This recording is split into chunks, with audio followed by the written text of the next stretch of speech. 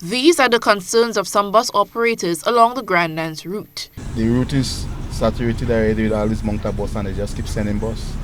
And we take longer in the line to get a trip. And at the end of the day, sometimes only 3 trips we get at $35 a trip. So work out that. What sort of action you would like to see the Transport Board and more so government take?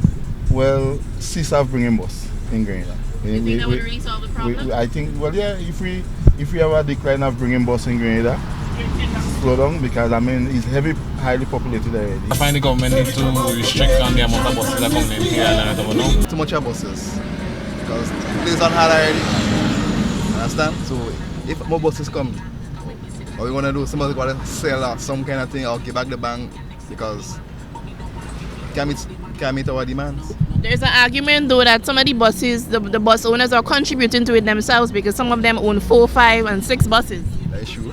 And then again, most of the businessmen who really do need buses, buying buses and put on the road.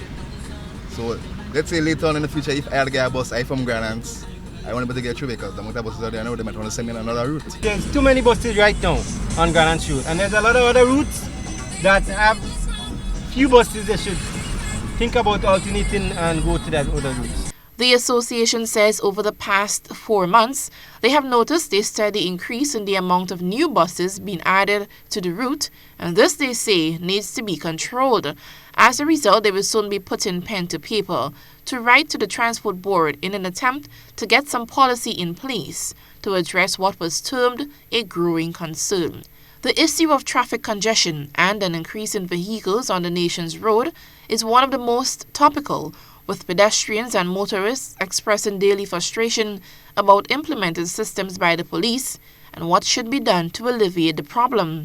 Chairman of the Transport Board, Johnson St. Louis, says they are aware of all the frustrations, including what has been experienced by the Grand Anse bus operators.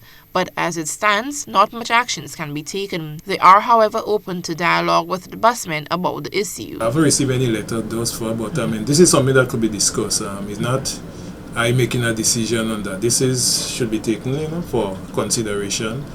I mean, hear what they have to say, see the pros and cons on such, because as you will know, within the region here, if we just refer back to Trinidad or Barbados, I have not heard any plans that they're going to shut down the importation of vehicles into the state.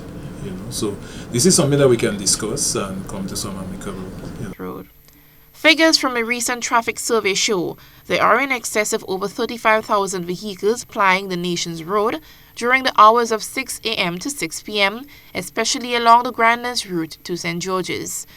There have been calls for new roads, but St. Louis says this is not realistic based on Grenada's topography.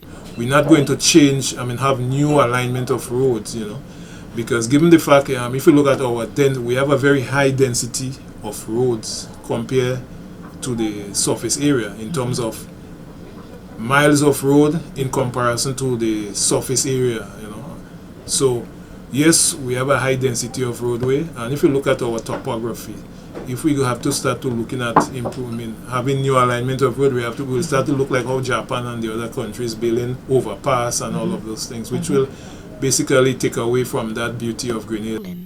So, what can be done at this time? The ministry suggests carpooling or persons leaving home at much earlier hours to avoid the traffic rush. Eugenia Peters, GBN News.